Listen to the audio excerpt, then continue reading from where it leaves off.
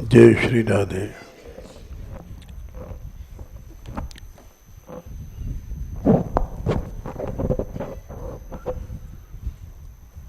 प्रसंग चल रहा है बहुत दिनों से, सखी भाव, गोपी भाव,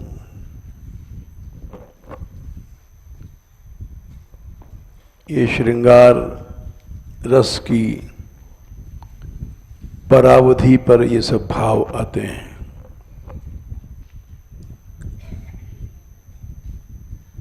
क्योंकि भगवान की उपासना कपिल भगवान ने तीसरे स्कंद में 29वें अध्याय में कहा है, धो भावीर भामिनी भाव्यते स्वभाव गुण मार्गेण पुंसाम भावो विविद्यते। भक्ति योग बहुत प्रकार का है।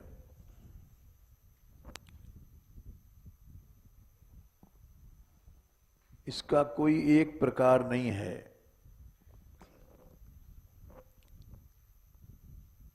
जो नासमझ लोग वो हैं, वो बहस करते हैं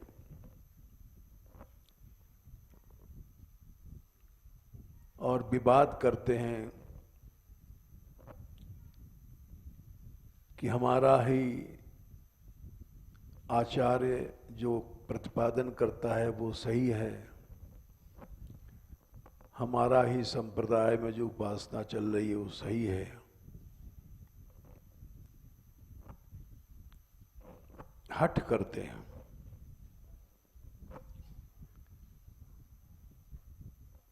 जैसे कृष्ण उपासना है,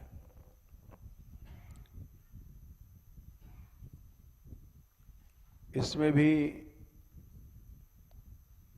अलग अलग भाव हैं। कोई सख्य भाव का है, कोई वात्सल्य भाव का है, कोई श्रृंगार का है। श्रृंगार के भी अनंत भेद हैं। स्वकीय है, परकीय है, नित्य विहार है, दाम्पत्य है।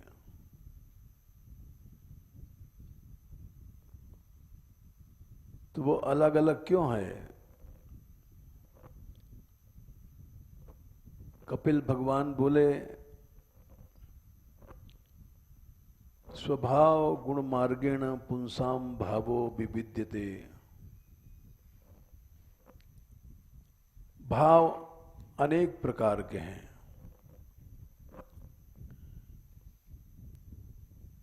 क्यों?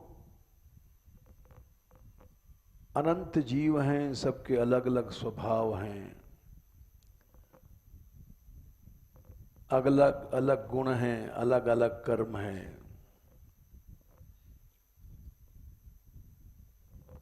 तो स्वभाव गुण मार्गेण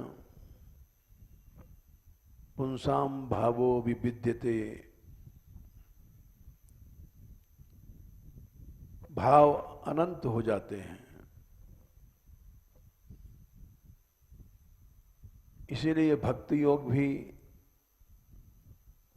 बहुत प्रकार का है। विवाद नहीं कहना चाहिए।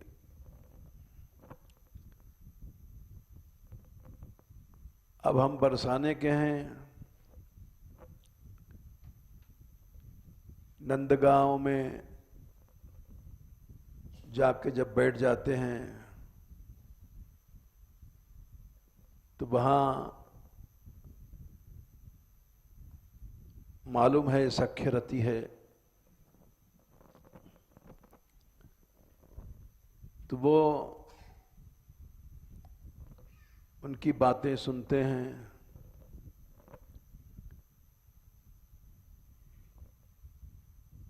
संध्या को यशोदा आरती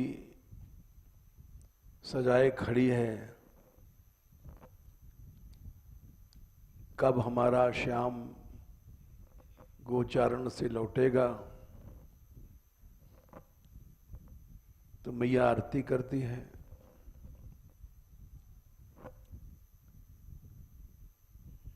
उसके बाद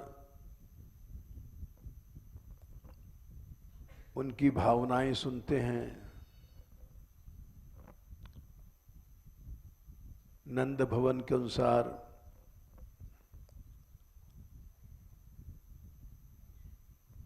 बरसाने आते हैं तो यहाँ मैया बाट देखती है, लाली खेल की नहीं आई है। जैसे वहां यशोदा मैया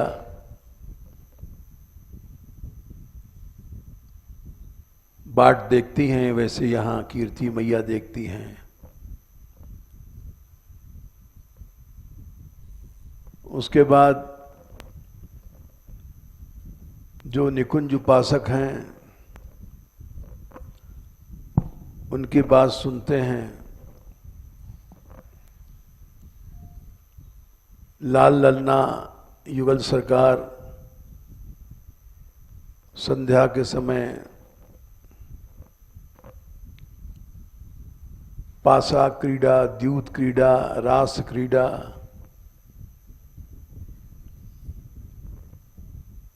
और रात को शयन क्रीड़ा, सवेरे सुरतांत की छवि,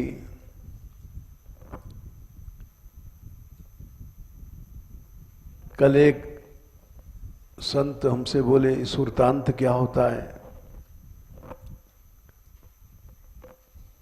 हमने कहा श्रृंगार रस का शब्द है। सूरत माने जब ठाकुर श्री जी या नायक नायिका मिलते हैं, उसके बाद की जो छवि है वो सुरतांत है।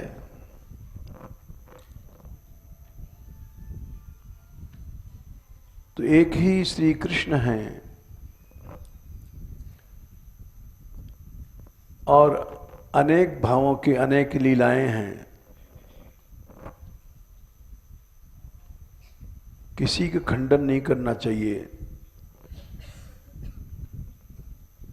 जैसे हमने बताया, हम नंदगांव पहुंचते हैं तो वहाँ सारी अष्टयाम पद्धति सख्य रस के अनुसार होती है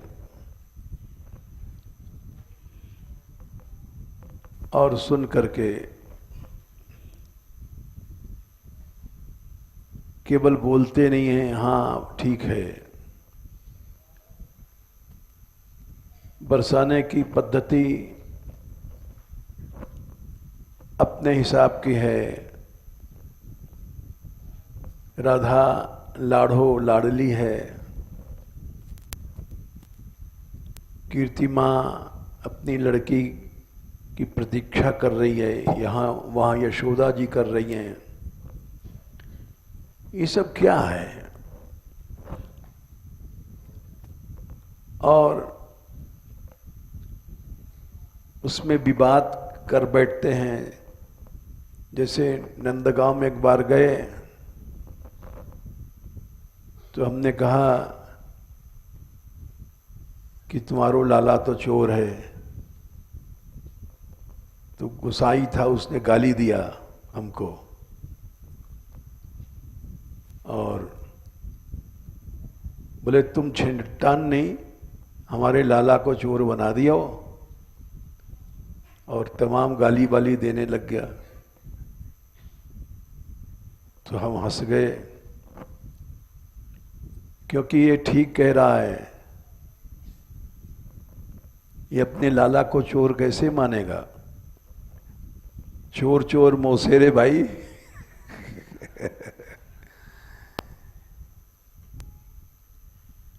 तो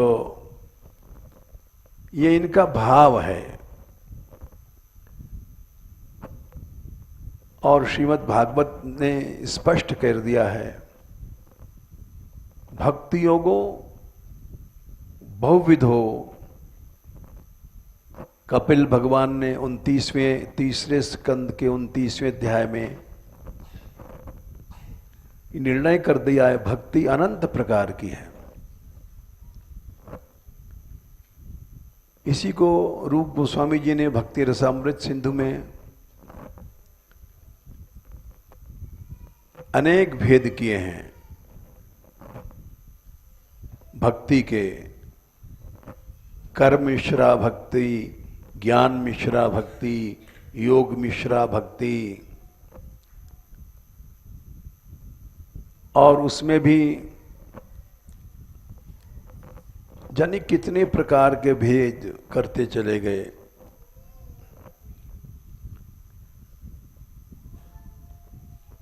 इसलिए मनुष्य को सूरदास जी ने कहा, वाद विवाद में नहीं फंसना चाहिए। हरि रस तबही तो कुछ पहिए, वाद विवाद हर्ष आतुरता, इतो दंड जिए सहिए। कोमल वचन दीनता सब सो, सदा आनंदित रहिए। ऐसी जो आवया मन में, सो सुख कहलो कहिए। कि मनुष्य को वाद विवाद में नहीं फंसना चाहिए। भक्ति योग बहुत प्रकार का है, जिसका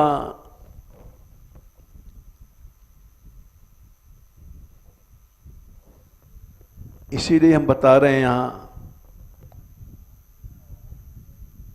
कि सहचरी भाव, गोपी भाव, ये सब श्रृंगार रस के भाव हैं। इनमें थोड़ा थोड़ा भेद है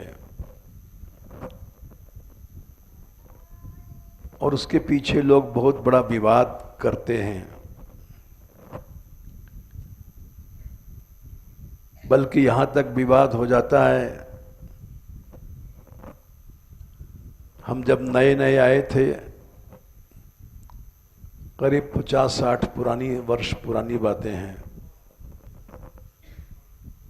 तो हमें याद है राधा बाग में हम सोने चले गए। कोई यहाँ कोई कुटिया हमारी नहीं थी, चाहे जहां सो रहे थे चाहे जहां खा लेते थे।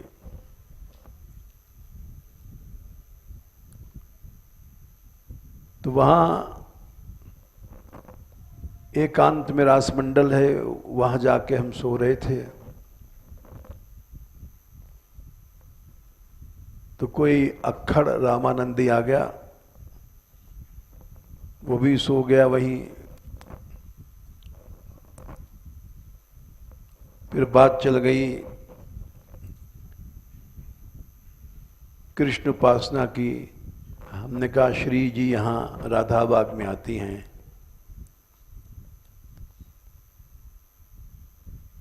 उसने कहा, अरे इन सब से कल्याण नहीं होना है। हमने किससे होगा? धनुषधारी कल्याण करेगा, जिसके हाथ में धनुष है, बाण है। कोई असुर आएगा तो क्या नाचोगे? ठुम ठुम करोगे? नचकैया कल्याण नहीं कर सकता। उसने इतने जोर से कहा, हमने कहा इससे बहस करना व्यर्थ है। ये कृष्ण लीला पर अटैक कर रहा है। अरे उस नचकैया ने तो पैदा होते ही मान 6 दिन में ही पूतना को मार दिया। 6 दिन का ही था। लेकिन बहस से कोई फायदा नहीं है। हमने कहा ठीक कहते हो, धनुषधारी ही कल्याण करेगा। झगड़ा खत्म, बंसी बजैया नहीं कर सकता। हार मान लिया, खत्म हो गई बात। ये हमने अनुभव किया, यहाँ अनंत भाव हैं। इन भावों के पीछे सांप्रदायिक कलह होते हैं, विवाद होते हैं, और ये गलत है। सूरदास जी ने कहा हरि रस नहीं मिलेगा। जो इन विवादों में पड़ जाएगा उसको रस की प्राप्ति नहीं है।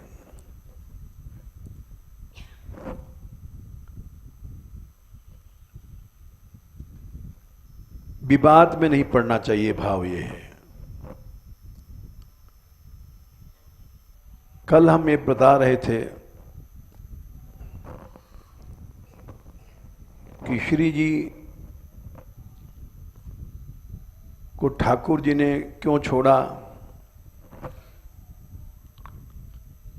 गोपियों को छोड़ा तो छोड़ा। किसी ने हमसे कहा कि आप ऐसी कथा क्यों कहते हैं कि श्री जी को छोड़ गए। हमने कहा भाई ये प्रश्न तो तुम जाकर के सुखदेव जी से करो या गोपियों से करो। जिन गोपियों ने श्री जी से पूछा तो श्री जी ने अपना वर्णन किया, मान प्राप्तिम च माधवात। श्री जी ने उत्तर दिया कि सबसे पहले जो श्री कृष्ण ने सम्मान दिया कंधे पर बैठाल के लाए, वो भी उन्होंने कहा इसको बंद कर दो पंखा। मान प्राप्तिम च मान माधवात। उसके बाद स्वयं वो कहती हैं अवमानम च दौरात्म्याद। अपने व्यवहार से हमने अवमान भी प्राप्त किया, छोड़ के चले गए।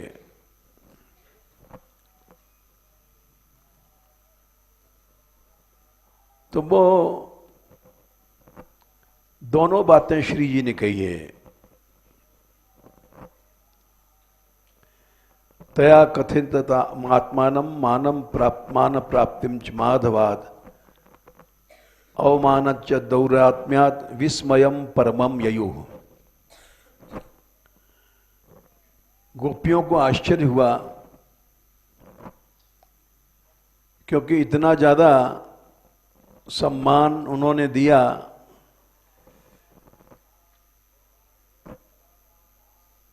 कि कंधे पर बैठा करके लाए।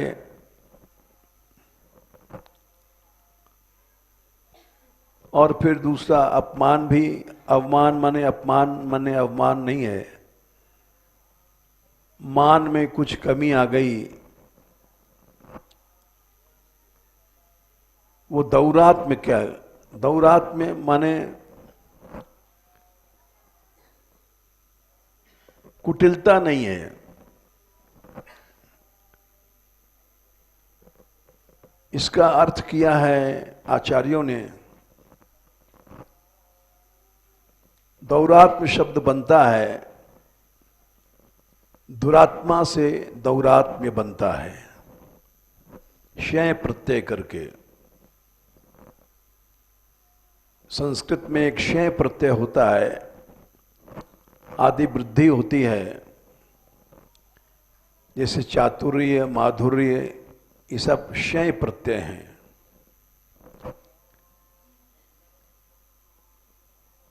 उसी तरह से दौरात्म्य शब्द बनता है, दुरात्मा से आदि वृद्धि होकर के दौरात्म्यम।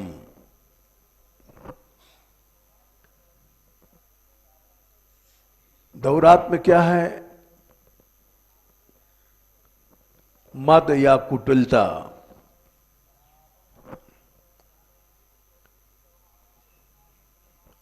कुछ लोग ये अर्थ लगाते हैं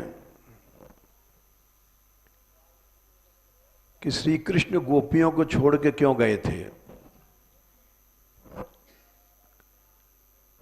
उनके मद को देख करके, तासाम तत्सौभोग मदम वीक्षमानम चकेशव।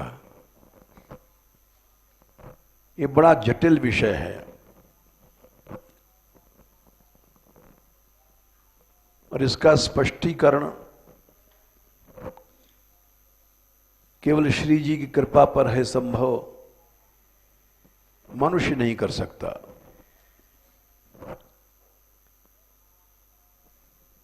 अगर मनुष्य करता तो आपसी सांप्रदायिक विवाद क्यों शुरू होता।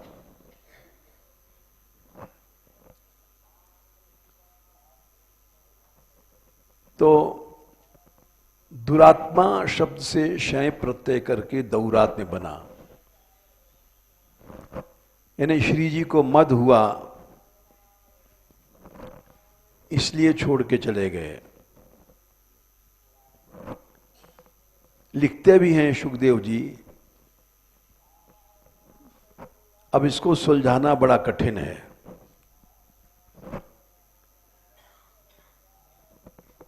ये तो हमारे भी मन में बातें आई, लेकिन श्री जी ने ही समाधान किया, इसलिए हम आपको सुना रहे हैं। ततो गत्वा वनोद्देशम, 30वें अध्याय में 38वां श्लोक है। दृप्ता, दृप्ता माने मदमत्त। वो एकांत में जब वनोद्देश में पहुंची तो हम जो भागवत का शब्द है उसके अनुसार आपको बता रहे हैं। कोई शंका करे तो गलत है। दृप्ता केशवम वब्रवीत, मद से बोली कि न पारे हम चलितुम, अब मैं चल नहीं सकती हूं। नय माम यत्र ते मनः, ले जाओ हमें जहां तुम्हारी इच्छा हो। ये वाक्य है शब्दार्थ।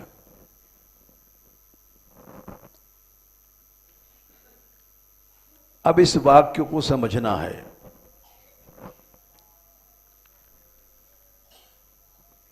श्री जी मद से बोली,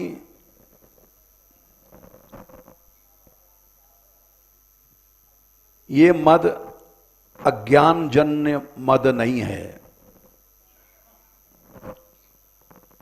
अज्ञानजन्य मद जो होता है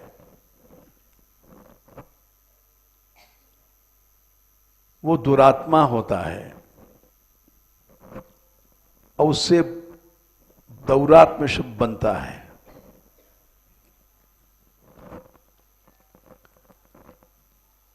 एक मद होता है प्रेम के कारण होता है।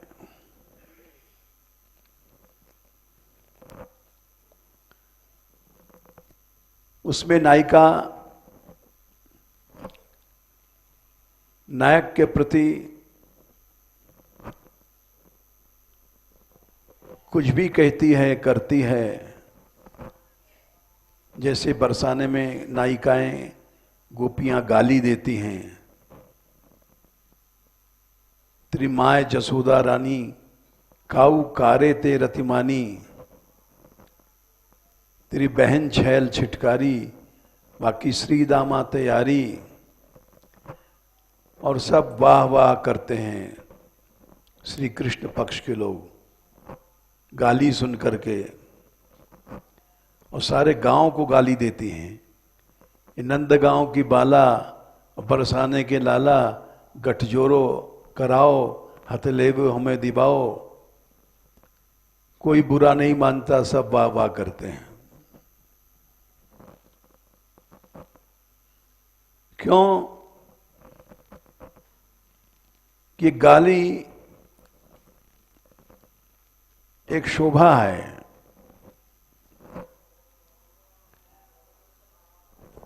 जिसको सब जगह गाया गया। राम के विवाह में, शिव के विवाह में गाली कहां नहीं गई।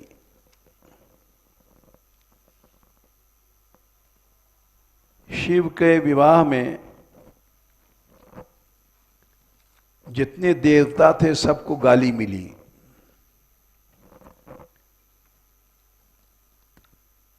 यहां तक कि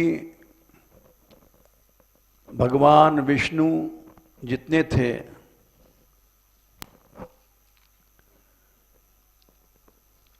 उनको गाली मिली।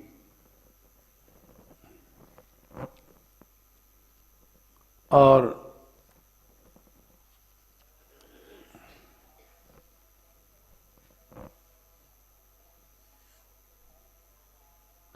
गारी मधुर सुर देहि सुंदर,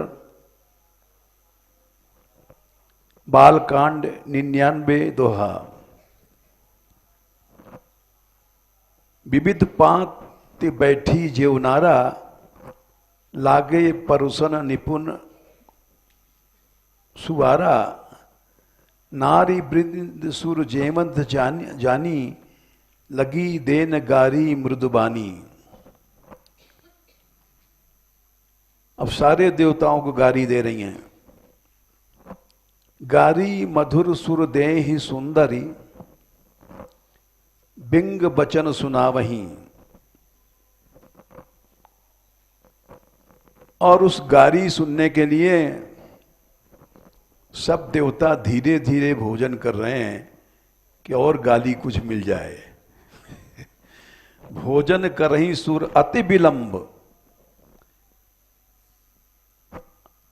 अति विलंब माने कोई खा भी चुका है, बैठो बैठो बैठे रहो, अभी देखो सुनो क्या हो रहा है। अरे चंद्रमा तेरे लिए क्या गारी मिल रही है कि तेरे को टीबी हो गई, तू बड़ा भोगी है।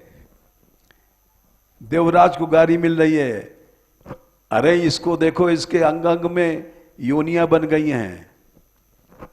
विष्णु भगवान को गारी मिल रही है, इसकी स्त्री बड़ी चंचला है लक्ष्मी। लक्ष्मी जी को गाली मिल रही है, ये चंचला है, छिनट्टी है। तो भोजन करई सुर अति विलंब, विनोद सुनि सचु पावही। और उसका बड़ा आनंद मिला। हम भी किसी बारात में गए थे, जब पढ़ते थे, बड़े आदमियों की बारात थी, मिनिस्टर सब आए थे। तो गाली गाने वाली पूरब में स्पेशल होती हैं, बुलाई जाती हैं। वो ढोलक वोलक और बाजा बाजा पे गाली सुनाती हैं। तो वहां गाली सुनाई शुरू किया उन्होंने, और जाने कहां से सबका नाम जान लेती हैं वे, कि दूल्हा की मैया का नाम क्या, दूल्हा के बहन का नाम क्या, या अमुक मिनिस्टर आए हैं उनकी बहन का नाम क्या है। जाने कहां से पता लगा लेती हैं पहले। और सब गाली दे रहे हैं और सब हंस रहे हैं, सुनने वाले भी हंस रहे हैं। वही नाटक यहां हो रहा है। भोजन करई सुर अति विलंब, विनोद सुनी सच उपावही। सच माने सुख का अनुभव कर रहे हैं। जिसको गाली मिलती है, चाहे लक्ष्मी जी को मिल रहा है, चाहे विष्णु भगवान को मिल रहा है, चाहे चंद्रमा, सब गए हैं बारात में, देवता जितने भी गए हैं। यहां तक कि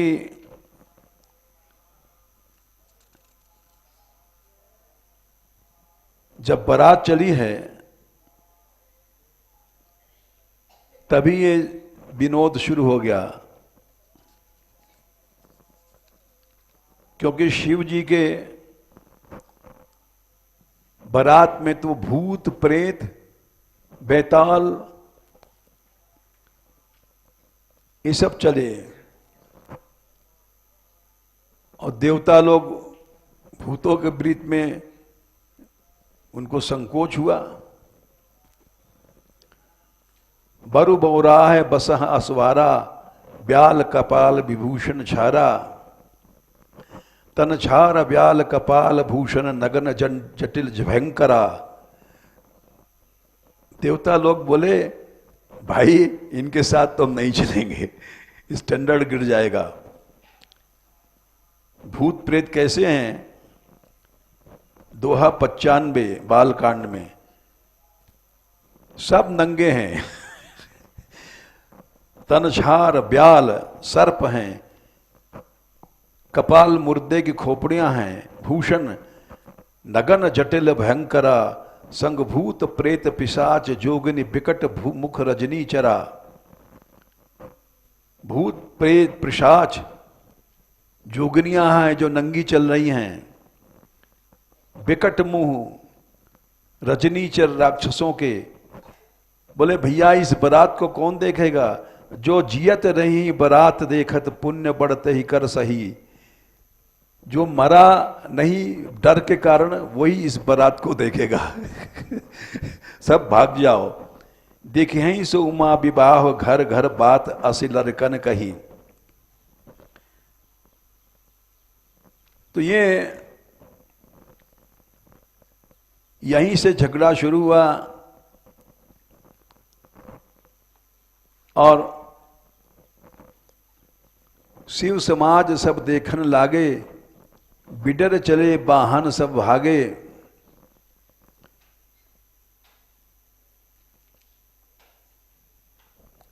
ये सब इसलिए सुना रहे हैं, इसी तरह से राम जी के विवाह में भी गारी हुई है।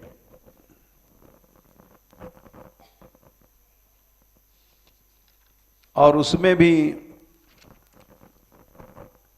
जानबूझ करके दशरथ जी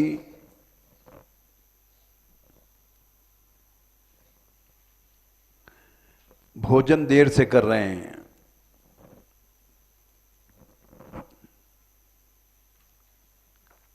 गाली सुनने के लिए से। ये भी एक प्रसंग देख लो, क्योंकि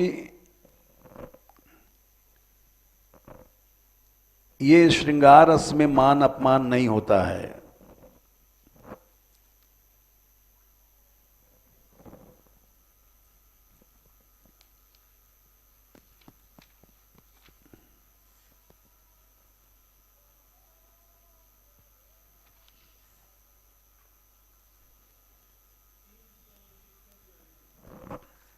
तीन 319 ठीक है।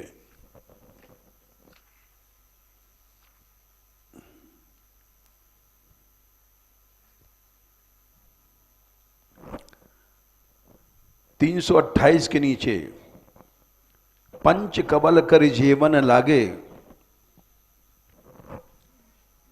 गारी गान सुने अति अनुरागे।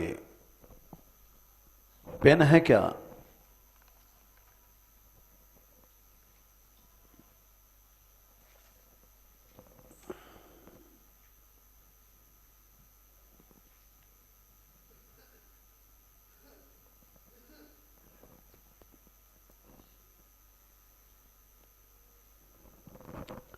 और बालकांड में क्या बताया था हमने? संख्या 99।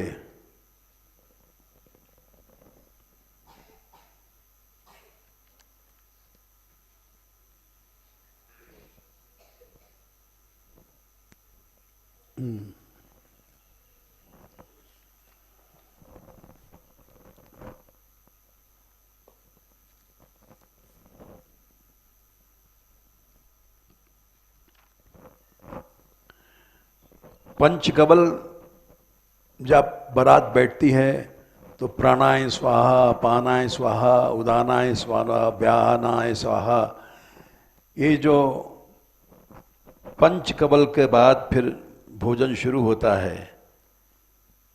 तो गारी गान सुने अति अनुरागे, भांति अनेक परे पकवाने सुधा सरिस नहीं।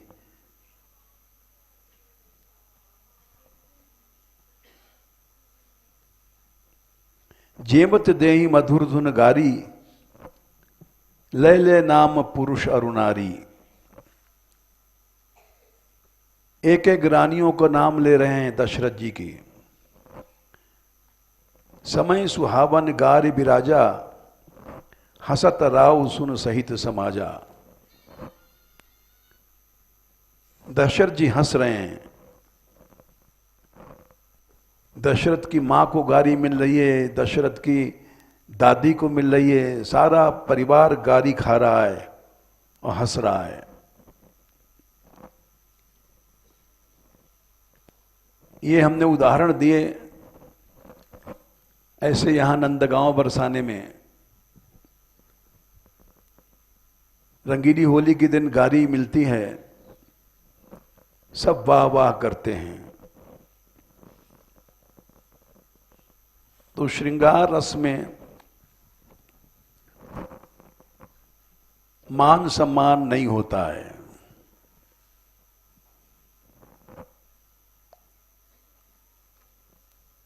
अगर श्रृंगार रस में मान सम्मान कोई समझेगा तो श्रृंगार रस को नहीं समझा। अब देखो,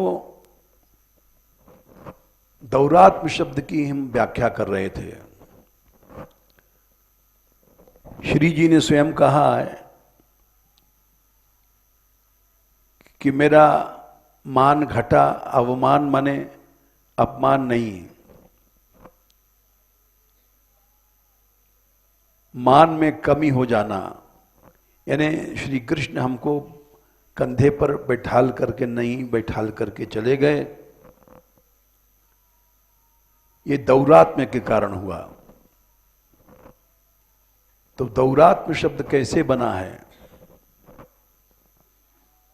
ये हम बता रहे थे। अगर दुरात्मा शब्द से हम बनाएंगे दौरात्म्य तो हो जाएगा मद, जो त्याज्य है।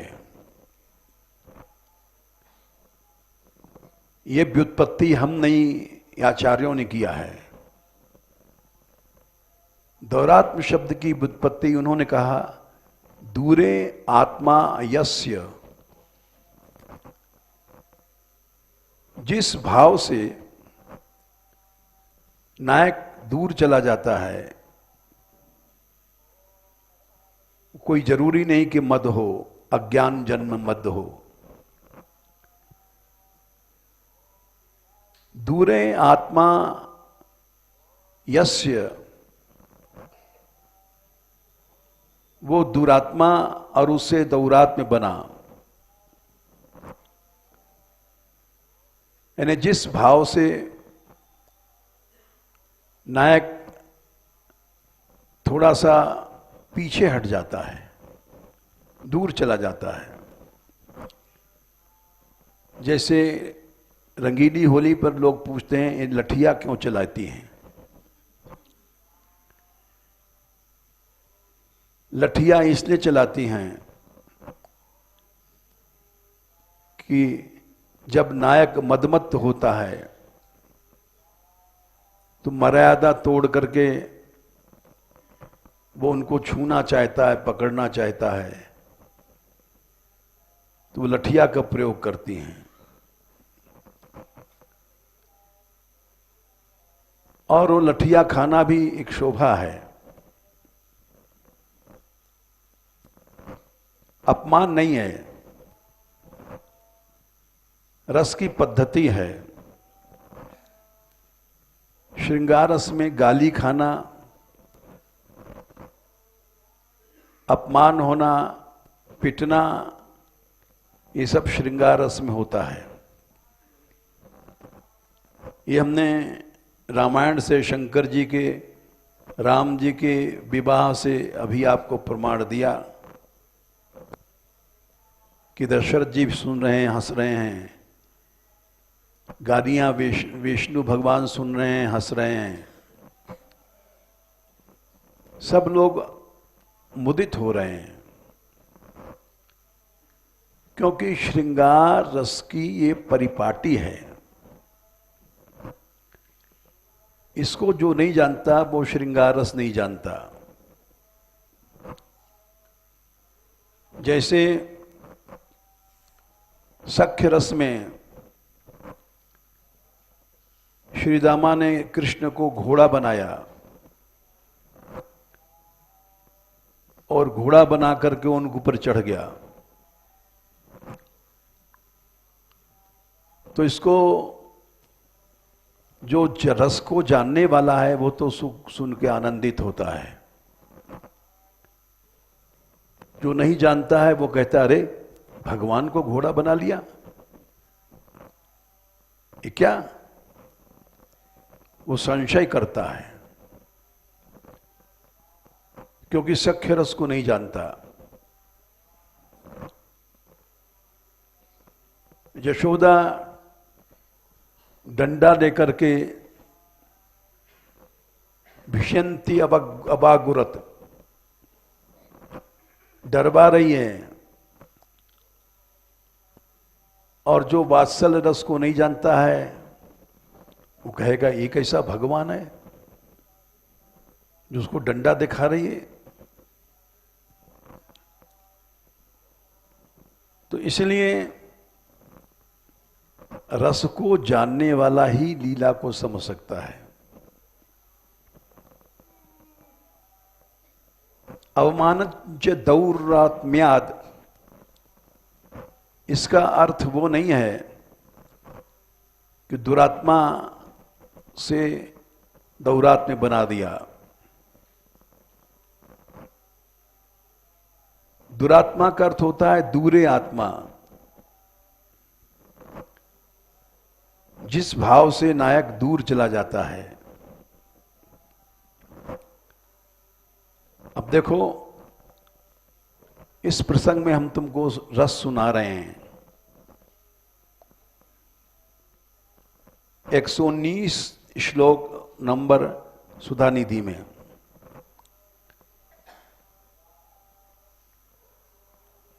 भ्रमट भ्रुकुटी सुंदरम,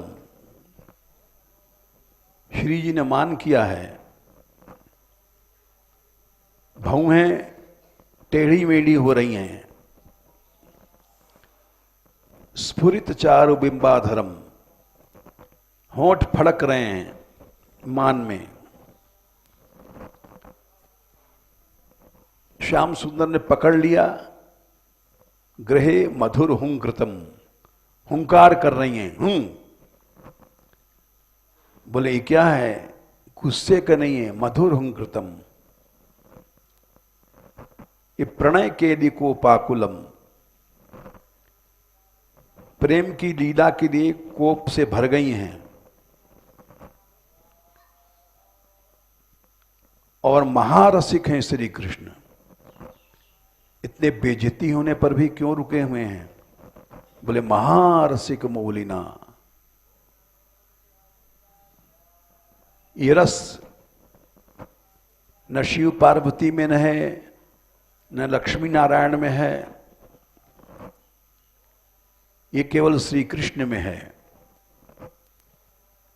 इसलिए उनको महारसिक मौलिना कहा गया। बोले महारसिक क्यों हैं? सभई कौतुकम वीक्षितम, डर के देख रहे हैं श्री जी की ओर, डर गए हैं। यहां डरना ही शोभा है। जैसे यशोदा का डंडा देकर के श्री कृष्ण डरते हैं, डरना ही शोभा है। सखाओं से डरना ही शोभा है। सखा कहते हैं खेलन में को काको घुसैया, अति अधिकार जनावत याते याते तुम्हें अधिक तुम्हारी गैया, रूठ करे तासंग को खेले। इसको निकाल दो, ये बेईमान है। खेलन में करत रुसैया, सूरदास प्रभु खेलो चाहे, दांव दियो कर नंद दुहाइया। श्री कृष्ण हार मानते हैं कि भाई दांव देंगे हम, नंद बाबा की सौगंध खाया, तब सखाओं ने खिलाया। वहां डरना ही शोभा है। जैसे सख्य रस में उदाहरण दिया डरना शोभा है, वात्सल्य में उदाहरण दिया डरना शोभा है, वैसे यहां श्री जी के मान से सभय कौतुकम वीक्षितम, स्मरामि तव राधिके रतिकला सुखम श्रीमुखम। इसलिए यहां श्री कृष्ण महारसिक हैं।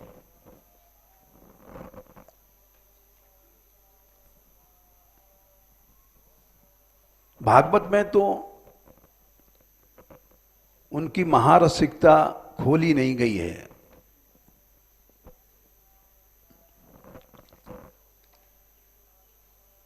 उनकी महारसिकता का एक उदाहरण हम दे रहे हैं।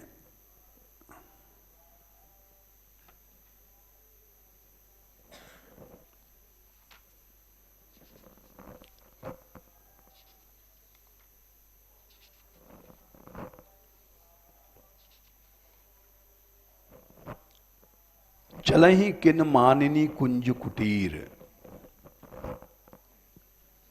एक पद है हरवंश जी का।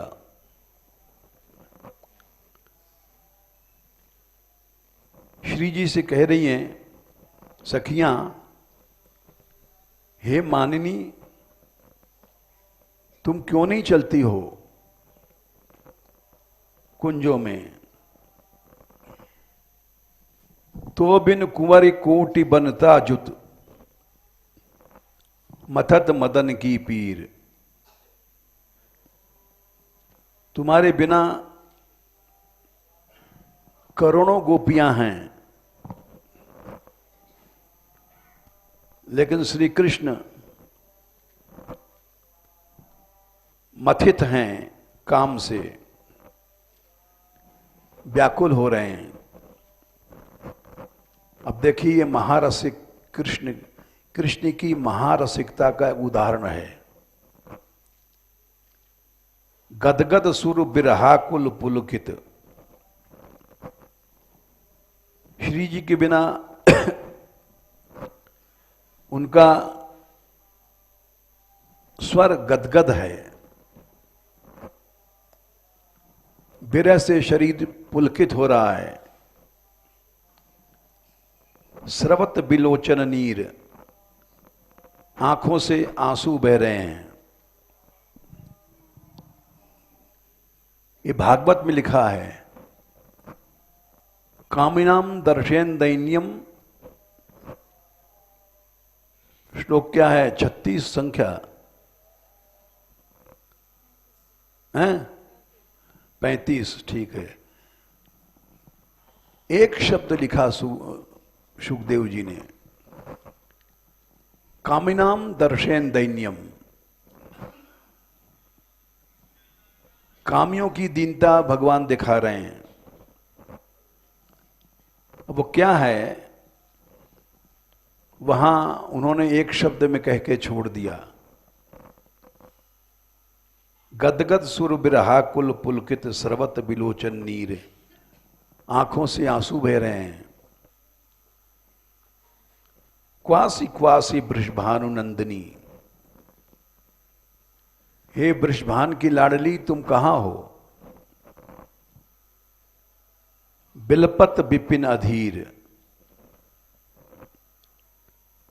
अधीर भाव से विलाप कर रहे हैं।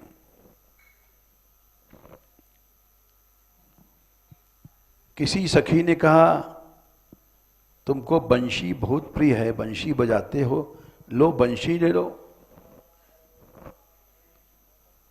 इसलिए गई कि बंशी पाकर के खुश हो जाएंगे। बंशी को फेंक दिया। बंशी विशिख जैसे बाण होते हैं, उसकी क्या जरूरत है, बंशी यहां बाण बन गई है। कोई गई ले गई फूलों की माला, तो उसको फेंक दिया, जैसे कोई सर्पों की माला को पहन करके फेंक दे। बंशी विशिख ब्याल माला वाली। किसी ने कहा श्याम सुंदर कुंज में तोता कैसे बोल रहे हैं, कोयल कैसे बोल रही है, तो कान बंद कर लेते हैं। पंचानन पिककीर, अरे बावड़ी ये कोयल बोल रही है कि वो सिंह गरज रहा है। पंचानन कहते हैं सिंह को। उसके 5 मुंह होते हैं, यानी हाथों के पंजे,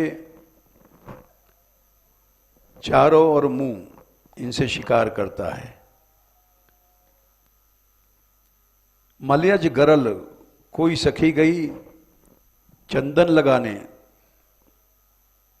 तो उसको चंदन की कटोरी फेंक दिया, जहर लाई है।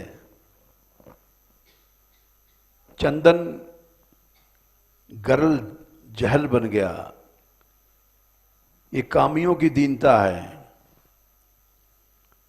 हुताशन मारुत,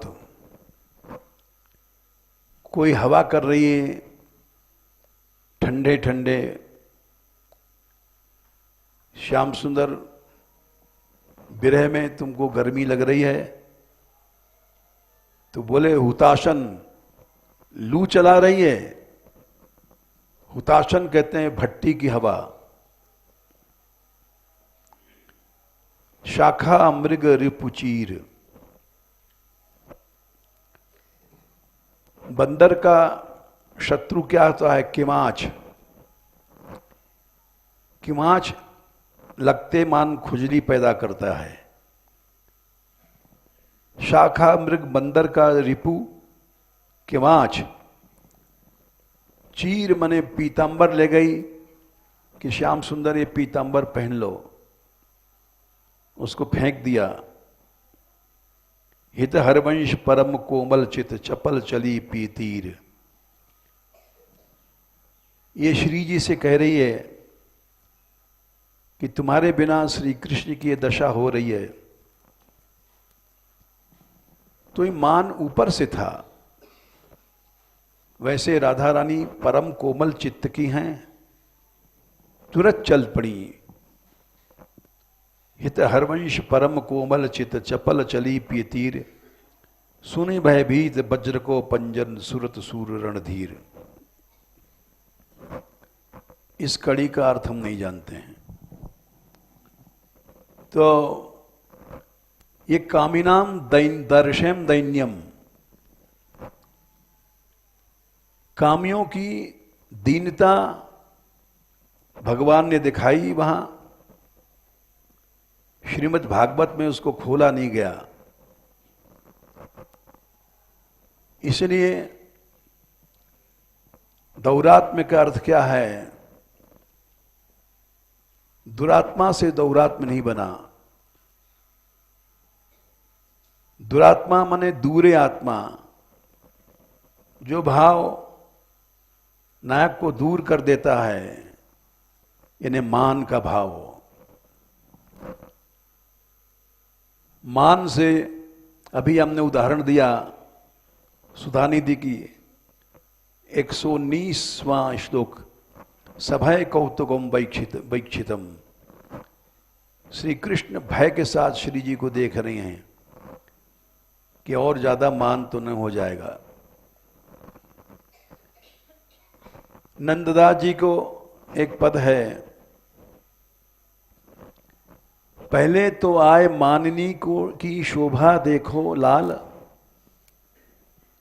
पीछे तो मनाए लीजिए प्यारे हो गोविंदा। कह रही है कि पहले तो तुम माननी की शोभा देख लो, पीछे मनाना। इन्हें माननी कितनी सुंदर लग रही हैं, ऋषि भरी भाऊ, पीछे तो मना लीजिए प्यार।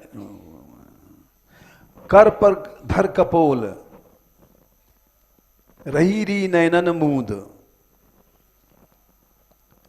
माननी गालों के नीचे हाथ लगा करके श्री कृष्ण को नहीं देखना है, इस तरह से बैठी हैं।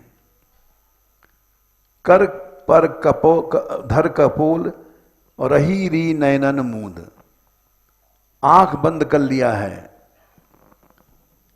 कि श्री कृष्ण आ न जाएं आंख के सामने। कर पर धर कपोल रही री नैनन मूंद, ऐसा लगता है कमल बिछाए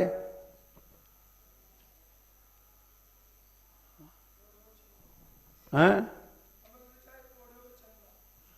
हाँ, कमर बिछाए बैठे हो चंदा है। हाँ, पढ़ो है। मानो चांद ने कमल कर कमल जो है इसका बिस्तर, रिस भरी भऊ तापे भंवर बैठे अरबरात। और जो आंखें फड़क रही हैं भऊ हैं, ऐसा लगता है कि कमल के पास भंवरे मंडरा रहे हैं।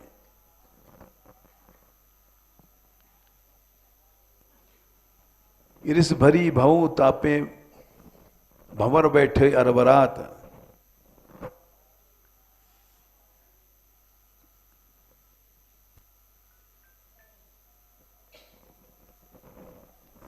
नंददास प्रभु प्यारे, इन्हें ऐसी छवि कहाँ मिलेगी मानिनी की। तो ये सब लीला हैं, इनको भागवत में थोड़े में लिख दिया है। कामिनाम दर्शन दैन्यम स्त्रीणाम चैव दुरात्मताम। भगवान राम ने भी ये दीनता दिखाई है कामियों की, ये कल सुनाएंगे। टाइम हो गया।